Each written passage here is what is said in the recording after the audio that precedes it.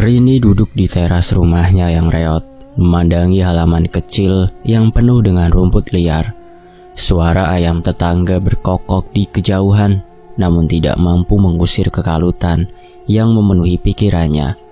Di usianya yang baru menginjak 24 tahun, hidup Rini terasa lebih berat dari yang seharusnya. Ia adalah anak sulung dari 3 bersaudara, dan beban keluarga seolah selalu berada di pundaknya. Bapaknya, seorang petani sederhana, telah lama jatuh sakit akibat kecelakaan di sawah. Sementara itu, ibunya hanya bekerja sebagai penjual kue keliling yang hasilnya nyaris tidak cukup untuk memenuhi kebutuhan sehari-hari. Namun, masalah terbesar keluarga mereka bukanlah sekedar kekurangan uang untuk makan. Utang keluarga yang terus menumpuk dari rentenir di desa membuat hidup mereka seperti berjalan di atas bara api.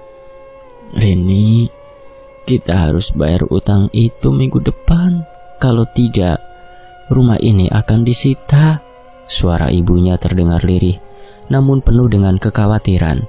Rini hanya bisa mengangguk, menahan air mata yang hampir tumpah. Ia tahu ancaman itu bukan sekedar gertakan. Rentenir itu dikenal kejam dan tidak ada ampun bagi siapapun yang tidak mampu melunasi utang tepat waktu. Tekanan semakin memuncak ketika tetangga mulai berbicara di belakang mereka. Desas-desus tentang keluarga Rini yang dianggap tidak mampu menjaga kehormatan karena utang beredar dengan cepat. Teman-teman lamanya mulai menjauh. Sementara adik-adiknya sering pulang dengan wajah lesu akibat ejekan teman-teman mereka di sekolah. Suatu malam ketika semua orang di rumah sudah terlelap, Rini duduk sendirian di ruang tamu dengan lampu minyak yang hampir padam. Ia memikirkan berbagai cara untuk keluar dari situasi ini. Mencari pekerjaan di kota, ia pernah mencoba, namun hanya berakhir menjadi pelayan restoran dengan gaji yang tidak sebanding dengan biaya hidup di sana. Meminjam uang lagi, itu hanya akan menambah masalah. Dalam keputusasaan itulah, seorang tetangga datang berkunjung keesokan harinya. Bu Sarti, seorang wanita tua yang dikenal suka berbicara hal-hal aneh, memberikan sebuah saran yang mengejutkan.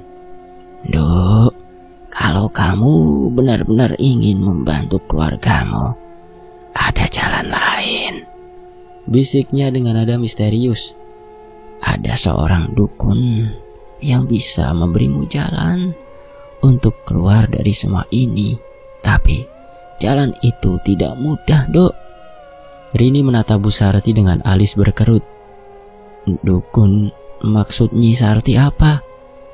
"Kamu pernah dengar tentang pesugihan kan? Itu bukan cerita kosong, Nak. Banyak orang yang sudah melakukannya dan sekarang hidupnya berubah," jawab Bu Sarti sambil melirik ke sekitar, memastikan tidak ada yang mendengar pembicaraan mereka.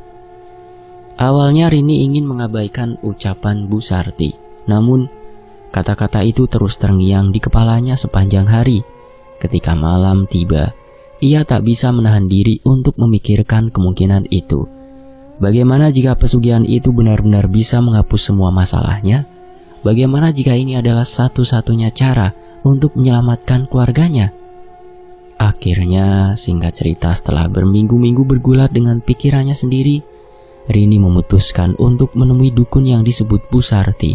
Dengan berbekal alamat yang diberikan, ia menuju ke sana di suatu malam yang gelap. Setelah turun dari jalan raya, jalanan terasa semakin sunyi dan angin malam yang dingin menusuk kulitnya. Rumah sang dukun, sebuah bangunan tua yang tampak seperti telah berdiri di sana selama ratusan tahun. Rini mengetuk pintu kayu yang sudah lapuk dengan tangan gemetar. Tidak lama kemudian, seorang pria tua dengan jubah hitam membuka pintu. Matanya yang tajam langsung menatap Rini, seolah-olah mengetahui semua yang ada di pikirannya.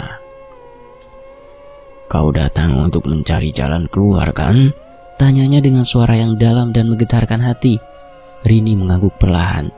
Dalam hati ia berdoa agar keputusannya ini tidak membawa malapetaka bagi dirinya dan keluarganya. Rini berdiri di depan sebuah tempat keramat yang tersembunyi di balik lebatnya pepohonan.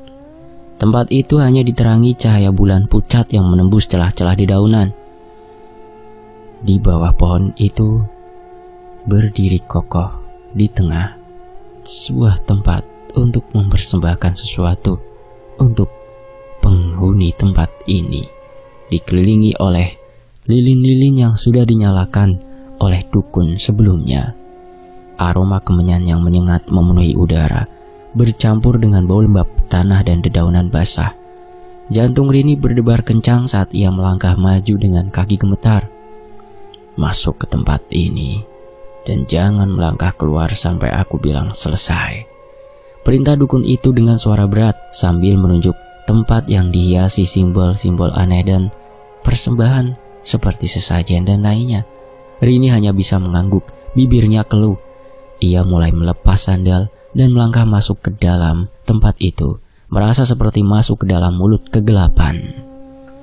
Dukun itu menyerahkan sebuah kain merah untuk dililitkan di tubuhnya yang telah ditelanjangi ritual. Pusatkan pikiranmu, jangan biarkan rasa takut menguasai. Ingat mantra ini baik-baik, baca berulang, katanya sambil membacakan sebuah mantra yang asing di telinga Rini. Kata-kata itu terasa berat, seperti membawa beban yang tak terlihat. Rini mengulanginya dengan suara bergetar, mencoba mengabaikan perasaan takut yang merayap di sekujur tubuhnya. Saat Rini mulai melafalkan mantra, udara di sekitar lingkaran terasa berubah. Angin dingin tiba-tiba bertiup kencang, membuat lilin-lilin di sekitar tempat permujaan bergetar, namun tetap menyala. Dari kejauhan, terdengar suara seperti langkah kaki yang bergerak mendekat, namun tak ada siapapun di sana. Rini menutup matanya erat-erat, berusaha fokus pada mantranya, namun rasa ragu dan takut mulai menyelimuti pikirannya. Apa aku bisa melakukannya? Apa ini benar-benar jalan yang harus aku tempuh? Pikir Rini, sementara bibirnya terus melafalkan mantra. Tiba-tiba suara berat seperti benda besar jatuh terdengar dari atas. Pem. Suaranya begitu keras hingga membuat Rini membuka matanya sejenak. Namun dukun itu segera berteriak, "Jangan berhenti. Fokus pada mantramu. Baca terus berulang-ulang." Dalam kebingungannya, Rini melanjutkan mantra itu dengan suara yang semakin bergetar. Sekilas, ia merasa ada sesuatu yang bergerak di pinggir lingkaran yang sudah dibentuk sebagai tempat perlindungan oleh sang dukun. Sosok besar dengan mata merah menyala terlihat sekilas sebelum menghilang ke dalam kegelapan. Tubuh Rini semakin gemetar, namun ia tahu ia tidak bisa melangkah keluar dari tempat itu. Setelah beberapa jam yang terasa seperti seumur hidup, dukun itu akhirnya berkata, "Sudah selesai, kau boleh keluar sekarang." Dengan tubuh yang lemas, Rini melangkah keluar dari tempat tersebut. Matanya basah oleh air mata yang tertahan selama ritual. Dukun itu menatapnya dengan tajam. "Ini baru awal, jangan biarkan dirimu lengah. Mereka akan mengujimu mulai sekarang." Saat Rini berjalan pulang malam itu, pikirannya dipenuhi kegelisahan. Sesampainya di rumah, ia langsung masuk ke kamar tanpa berbicara dengan siapapun. Namun malam itu ia tidak bisa tidur. Setiap kali memejamkan mata, bayangan sosok besar dengan mata merah menyala itu muncul dalam mimpinya, menatapnya dengan tatapan tajam yang penuh tuntutan. Ketika pagi tiba, kejadian aneh lainnya mulai terjadi. Suara benda jatuh terus terdengar dari atap rumahnya, namun tidak ada apapun di sana. Peralatan masak seperti panci dan wajan tiba-tiba jatuh, prang, dan adiknya melaporkan mendengar suara bisikan dari arah kamar Rini. Semua itu membuat Rini semakin merasa terjebak dalam keputusan yang telah ia lakukan. Di lain hari, pagi itu, dukun kembali memanggil Rini ke rumahnya yang suram. Bau kemenyan yang pekat memenuhi udara, membuat Rini merasa tidak enak. Dengan wajah datar namun sorot mata tajam, dukun itu menyerahkan sebilah pisau kecil yang diukir dengan simbol-simbol aneh. "Ini adalah tahap berikutnya," kata dukun itu. "Kau harus mencari seorang korban, seseorang yang tidak kamu kenal, tidak memiliki hubungan apapun denganmu. Pilih dengan hati-hati, karena hidupmu bergantung pada ritual ini."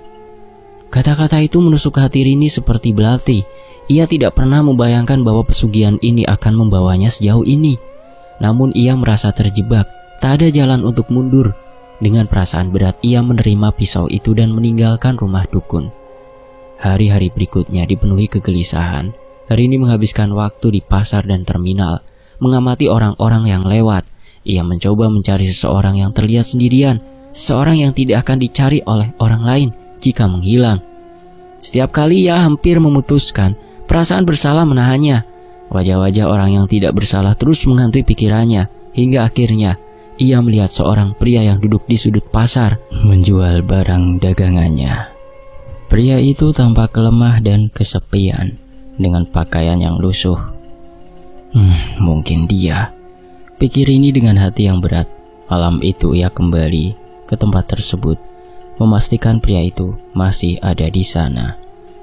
Dengan hati-hati Rini mendekati pria tua itu dan berpura-pura membeli barang dagangannya. "Pak, ada yang bisa saya bantu, Pak? Saya lihat Bapak sepertinya kesulitan membawa barang-barang ini pulang," katanya dengan senyum yang dipaksakan. "Nanti saya juga beli beberapa ya, Pak." Pria itu tampak terkejut, namun akhirnya menerima tawarannya. Dalam perjalanan menuju rumah pria itu, saat melintasi jalan yang kanan kirinya kebun, Rini merasa tubuhnya kaku, seperti sedang berjalan di atas bara api dan ada yang merasukinya. Ia berhenti, tangannya gemetar saat meraih pisau kecil di dalam tasnya. "Maaf, Pak," bisiknya sebelum menghunuskan pisau itu ke arah pria tua tersebut. Jeritan pendek terdengar, lalu hening. Rini berlutut di tanah, nafasnya tersengal-sengal.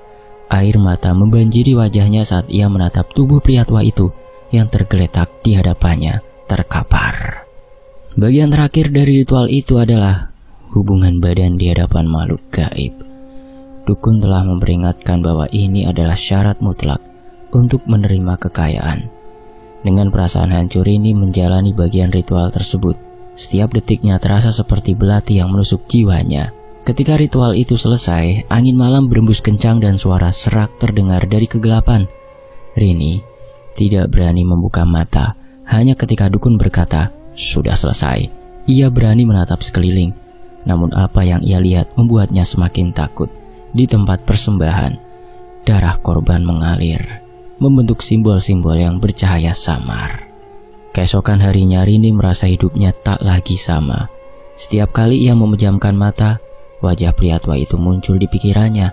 Tangannya terasa kotor, seolah-olah darah korban masih melekat di sana. Tidak ada rasa lega, hanya kehampaan yang semakin besar. Namun bersamaan dengan itu, tanda-tanda kekayaan mulai muncul. Sejumlah uang tiba-tiba ditemukan di bawah bantalnya. Peluang bisnis datang tanpa diminta. Ia tahu ini baru permulaan. Kekayaan itu datang dengan cara yang tak disangka-sangka. Dalam waktu singkat, hidup Rini berubah drastis. Dari seorang gadis desa yang terlilit utang karena keluarganya, ia kini tinggal di rumah tersebut namun sudah direnovasi. Sebuah motor terparkir di halaman rumah, sementara rekening banknya terus bertambah tanpa henti. Bisikan iri mulai terdengar dari tetangga, memuji keberuntungannya yang mendadak. Namun di balik segala kemudahan itu, Rini tahu bahwa semuanya memiliki konsekuensi. Rasa bersalah atas korban pertama masih membekas, namun ia mencoba menguburnya dalam-dalam di balik kilauan emas dan permata. Ketika kekayaan telah mengubah citranya, datanglah tekanan lain dari masyarakat. Sebagai wanita muda yang kini dianggap mapan, desakan untuk menikah semakin kuat. Rini akhirnya bertemu dengan seorang pria bernama Arman, seorang pengusaha muda yang tampak sempurna di mata semua orang. Pernikahan mereka digelar dengan meriah, dihadiri ratusan tamu yang memuji kecocokan pasangan itu. Namun kebahagiaan itu tidak bertahan lama. Esok paginya Rini menemukan Arman terbaring kaku di ranjang mereka. Wajahnya pucat dengan mata yang terbuka lebar, seolah-olah melihat sesuatu yang mengerikan sebelum ajal menjemput. Tubuh Rini gemetar, dan ia langsung teringat peringatan dukun. "Setiap kali kamu menikah, suamimu akan menjadi tumbal berikutnya. Itu syarat yang tidak bisa dihindari." Suara dukun itu terngiang di kepalanya. Rini mencoba menenangkan diri dengan berpikir bahwa ini adalah kebetulan. Namun setelah masa berkabung yang singkat, tekanan untuk menikah kembali datang dari keluarga dan lingkungannya. Ia menikah lagi. Kali ini dengan seorang pria bernama Rudi, seorang pegawai bank yang baik hati, sama seperti sebelumnya. Pernikahan itu hanya bertahan 1 malam. Keesokan paginya, Rudi ditemukan tewas dengan cara yang sama seperti Arman. Pola itu terus berulang setiap tahun.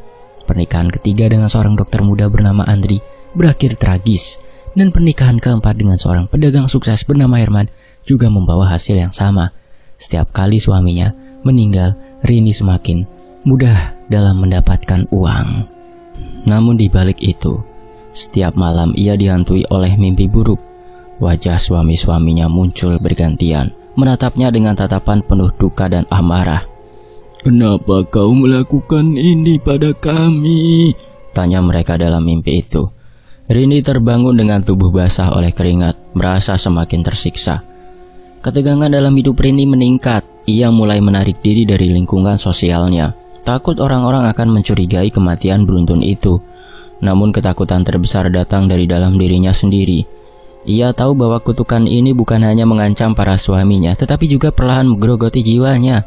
Dan dia sudah menjadi budak pesugihan dari jin pemberi kekayaan.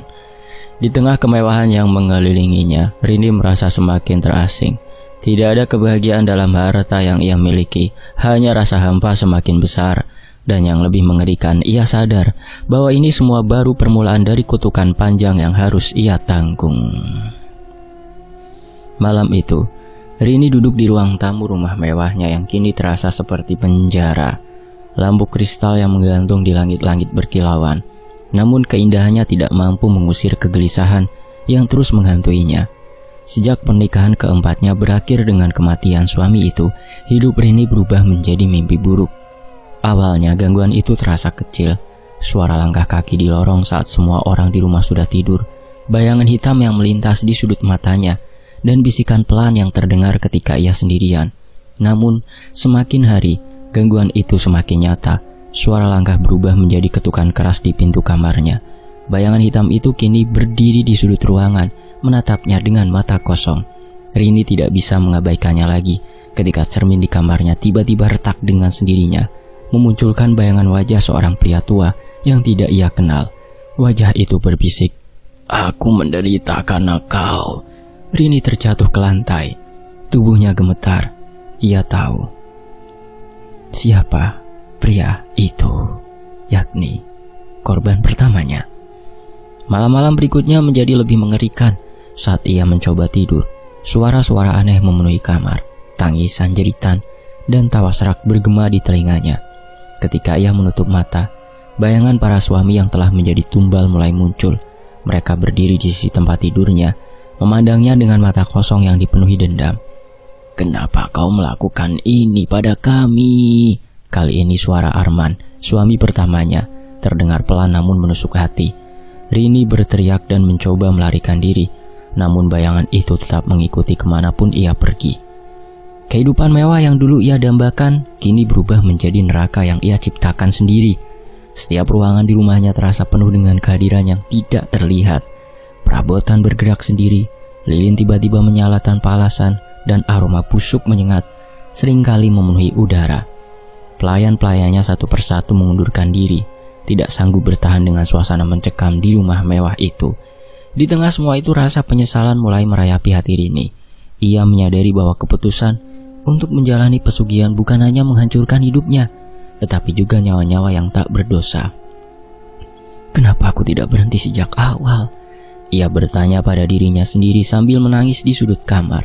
Namun penyesalan itu tidak membawa solusi. Dukun yang dulu membantunya melakukan ritual sulit ditemukan. Bahkan ketika ia berhasil menemui dukun itu, jawabannya tidak membawa kelegaan. "Kau yang memilih jalan ini, tidak ada jalan keluar. Yang bisa kau lakukan hanyalah bertahan," kata dukun itu tanpa ekspresi. Dengan tubuh yang semakin lemah dan jiwa yang terkikis, Rini merasa seperti terjebak dalam perangkap tanpa akhir. Setiap malam menjadi pengingat atas dosa-dosa yang telah ia lakukan. Setiap suara, setiap bayangan adalah kutukan yang menuntut balasan atas kejahatan yang telah ia perbuat. Hidup Rini kini hanyalah bayangan dari apa yang dulu ia impikan. Di balik dinding rumah megah itu, ia hidup dalam kegelapan yang ia ciptakan sendiri, tanpa tahu apakah ada harapan untuk melarikan diri dari teror ini. Hari-hari yang penuh teror membuat Rini menyadari bahwa ia tidak bisa terus hidup seperti ini. Dalam keputusasaan, ia mendengar kabar tentang seorang dukun tua yang tinggal di sebuah tempat terpencil dikenal memiliki kekuatan melawan makhluk gaib. Rini memutuskan untuk mencarinya, meski hatinya dipenuhi ketakutan. Perjalanan ke desa itu tidak mudah.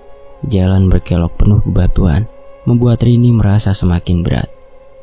Setibanya di sana, ia disambut oleh rumah kayu kecil yang tampak rapuh, dikelilingi oleh pohon-pohon tua yang menjulang tinggi.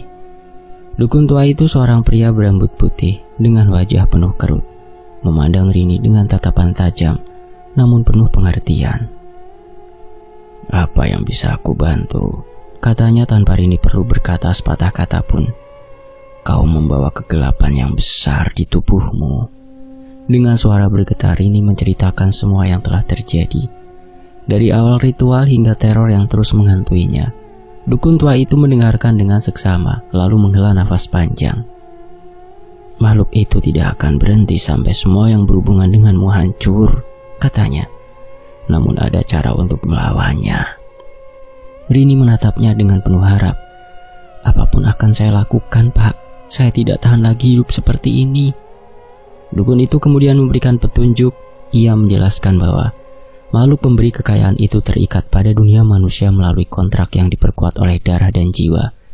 Untuk memutus kontrak tersebut, Rini harus kembali ke tempat keramat di mana ritual pertama dilakukan dan membakar benda-benda yang digunakan dalam ritual, termasuk pisau yang telah ia gunakan untuk mengambil korban pertama. Namun proses itu tidak akan mudah. Makhluk itu akan mencoba menghentikanmu, dan kau harus siap menghadapi semua konsekuensinya, kata dukun itu. Ia memberi Rini sebuah jimat kecil yang terbuat dari kain merah dan seuntai rambut. "Ini akan membantumu bertahan, tapi hanya untuk sementara. Kekuatan sejati ada pada tekadmu sendiri." Rini menghabiskan malam itu di rumah dukun, mempersiapkan dirinya secara mental dan fisik. Ia membawa pisau ritual dan beberapa benda lain yang ia simpan sebagai bagian dari kontraknya. Setiap kali ia menyentuh benda-benda itu, rasa bersalah dan takut kembali menyeruak. Namun ia tahu ini adalah langkah yang harus diambil. Dukun itu juga memberinya mantra perlindungan yang harus diucapkan selama proses pembakaran. "Ingat, jangan ragu. Jika kau berhenti di tengah jalan, segalanya akan menjadi lebih buruk." Malam itu dukun tua menatap Rini dengan tatapan tajam, lalu berkata, "Aku akan menemanimu. Ini bukan perjalanan yang bisa kau lakukan sendirian." Dengan langkah pelan namun pasti, ia mengambil tongkat kayunya, seolah mempersiapkan diri untuk menghadapi kekuatan besar yang menunggu mereka. Perjalanan menuju tempat keramat berlangsung dalam keheningan. Hutan lebat yang harus mereka lewati terasa lebih gelap dari biasanya, seolah-olah alam sendiri menolak kehadiran mereka. Angin dingin berhembus membawa bisikan-bisikan yang terdengar seperti suara makhluk gaib yang mengintai dari balik pepohonan. "Jangan hiraukan suara-suara itu. Fokus pada tujuan kita," kata dukun tua. Suaranya tegas namun menenangkan. Rini mengangguk meski tubuhnya gemetar.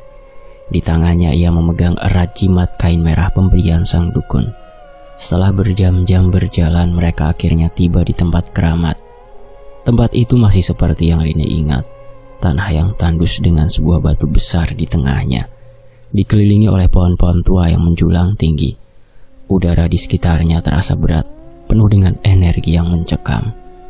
Dukun tua mulai mengatur benda-benda ritual yang Rini bawa. Pisau ritual, kain yang digunakan saat upacara pertama, dan segenggam tanah dari tempat itu. Ia kemudian duduk di pojokan tempat tersebut, kemudian pelan-pelan mengucapkan mantra yang terdengar seperti nyanyian kuno. Dan bersamaan dengan itu, benda yang berkaitan dengan si makhluk pemberi kekayaan dibakar oleh sang dukun. Sementara Rini duduk dengan gelisah menunggu sesuatu yang tak pernah ia tahu. Setelah membakar benda-benda ritual di tempat keramat itu, dukun tua menyadari bahwa upaya mereka belum sepenuhnya selesai. Makhluk gaib pemberi kekayaan itu masih memiliki kekuatan yang mengikat jiwa Rini. "Aku harus pergi ke alamnya dan memutuskan ikatan itu langsung di sumbernya," kata dukun tua dengan nada serius. Rini hanya bisa mengangguk. Ia tidak sepenuhnya memahami apa yang akan dilakukan sang dukun.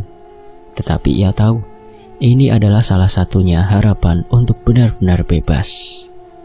Dukun tua duduk bersila di tempat yang sama saat dia membakar semua yang berhubungan dengan makhluk pemberi kekayaan, memejamkan mata dan kembali mulai merapalkan mantra panjang.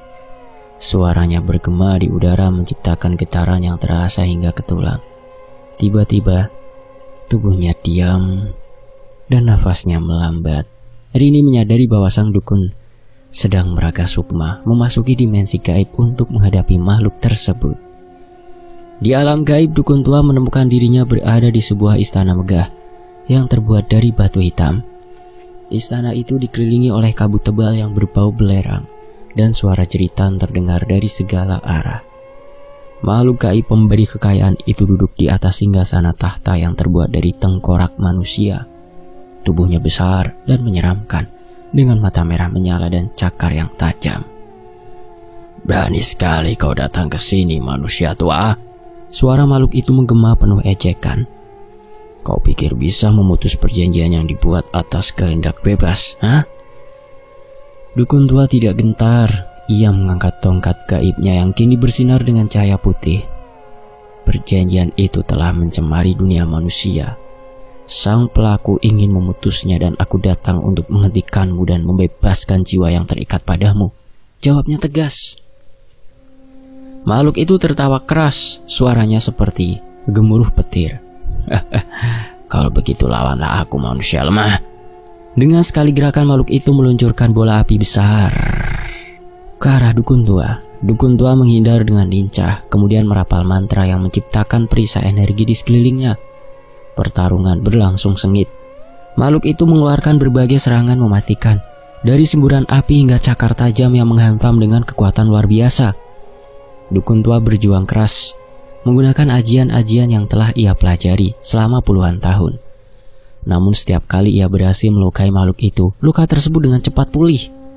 Di tengah pertarungan, dukun tua mulai kelelahan. Makhluk itu memanfaatkan kelemahan tersebut, melancarkan serangan yang membuat dukun tua terlempar jauh hingga hampir kehilangan kesadaran.